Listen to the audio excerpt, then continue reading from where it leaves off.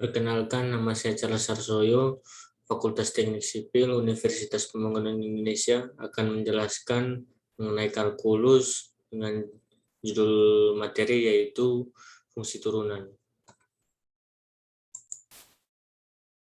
Baik, di sini kita akan mempelajari dengan tujuan mengetahui definisi dari turunan, yang kedua mengetahui rumus-rumus dari turunan fungsi pada matematika, yang ketiga mengetahui apa itu turunan tingkat tinggi. Nah, di sini definisi dari turunan yaitu turunan fungsi adalah fungsi lain dari suatu fungsi sebelumnya. Misalnya fungsi f menjadi f aksen yang mempunyai nilai tidak beraturan, atau bisa dikatakan pula turunan adalah salah satu cabang ilmu matematika yang digunakan untuk menyatakan hubungan kompleks antara satu variabel tak bebas dengan satu atau beberapa variabel bebas lainnya.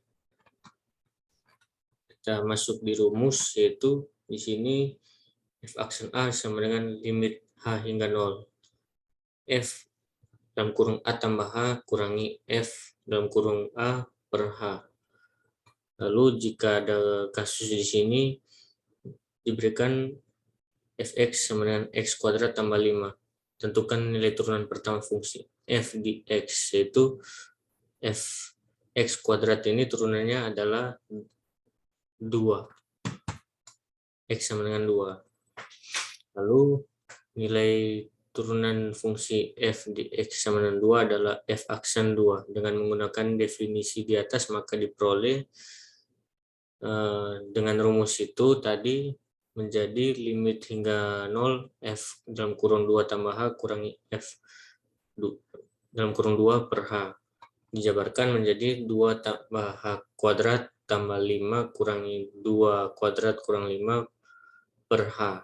Maka disederhanakan hasilnya menjadi 4h tambah h kuadrat per h. Maka menjadi 4 tambah h dengan hasil f aksen 2 sama dengan yaitu 4. Yang kedua yaitu rumus-rumus turunan dari beberapa fungsi. Nah, di sini kita akan mempelajari di bagian yang pertama yaitu rumus turunan fungsi aljabar. Nah, di sini jika ada kasus fx sama dengan 10, maka f aksennya sama dengan 0 karena konstanta memiliki nilai yang tidak bisa diturunkan sehingga hasilnya adalah 0. Lalu turunan fungsi linear.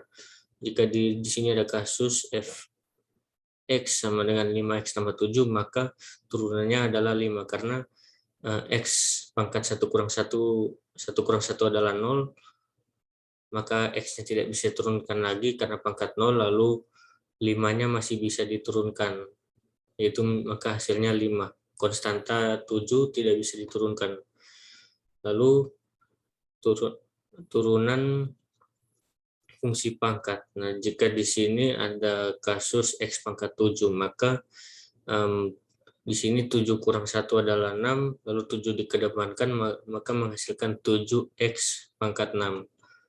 Nah, yang kedua, turunan dari fungsi kombinasi linear. Jika di sini dengan kasus 4x pangkat 3, maka seperti tadi, 3 kurang 1 adalah 2, lalu 3 dikedepankan menjadi 3 kali 4. X 3 kurang 1, maka 3 kali 4 adalah 12, lalu 3 kurang 1 adalah 2. Lalu ketiga kita mempelajari yaitu turunan fungsi hasil kali. Nah, di sini rumus dasarnya adalah f aksen x sama dengan f aksen x kali gx tambah fx kali gx dengan kasus yaitu y sama dengan 5x kuadrat tambah 2 kali 6x kurang 4. Nah, di sini kita akan menyelesaikan turunan dari turun kasus yang ada di dalam kurung. Nah, 5x kuadrat tambah 2 ini jika diturunkan, nah di sini 2 kurang 1 adalah 1, lalu 2 dikedepankan, maka 5 kali 2 adalah 10.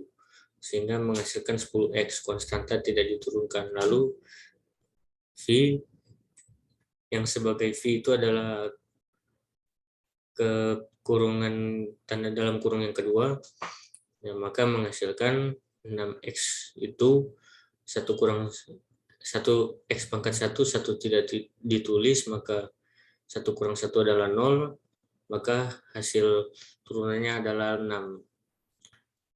1 kurang 1 adalah x pangkat 0, lalu 1 dikedepankan 1 kali 6 jadilah 6, lalu konstanta tidak diturunkan. Sehingga dijabarkan dengan rumus Y aksen sama dengan U aksen kali V tambah U kali V aksen, maka hasil penjabarannya yang akan dijabarkan yaitu U aksen adalah 10x, lalu V adalah 6x kurang 4, lalu tambah U adalah 5x kuadrat tambah 2, lalu V aksen adalah 6, sehingga hasilnya kita kalikan, yaitu 10x kali 6x adalah 60x kuadrat, lalu 10x kali 4 adalah minus 40x, tambah 5x kuadrat kali 6 adalah 30x kuadrat, lalu 2 kali 6 adalah 12, sehingga menghasilkan Y aksen sama dengan x kuadrat dengan x kuadrat dijumlahkan, maka 60x kuadrat tambah 30x kuadrat sama dengan 90x kuadrat, kurangi 40x tambah 12, sehingga turunan Y aksennya adalah 90x kuadrat kurang 40x tambah 12. Lalu yang keempat, turunan hasil bagi. Jika tadi kita melihat rumusnya, yaitu U aksen kali V kurangi U kali V aksen, maka di sini ada penambahan, yaitu bagi. Karena yang kita akan bahas ini adalah turunan hasil bagi menjadi per V kuadrat. Sehingga jika ada kasus di sini, Y sama dengan 5x kurang 4 per x kuadrat tambah 1, yang menjadi U di sini, U adalah pengalih, yang menjadi V adalah pembagi. Lalu di sini U sama dengan 5x kurang 4, sehingga turunannya U aksen adalah 5, karena yang bisa diturunkan sini adalah 5x, sedangkan konstantanya tidak bisa diturunkan. Lalu V-nya di sini adalah x kuadrat, yang bisa diturunkan adalah x kuadrat, 1 tidak bisa, maka 2 dikedepankan menjadi 2x, lalu 2 kurang 1 yaitu 1, jadi 2x pangkat 1. Lalu di sini kita masukkan ke rumus, jadi U aksen itu adalah 5, lalu V itu adalah x kuadrat tambah 1, lalu kurangi U adalah 5x kurang 4, lalu V aksen adalah 2x per V kuadrat, yaitu x kuadrat tambah 1 dalam kurung kuadrat.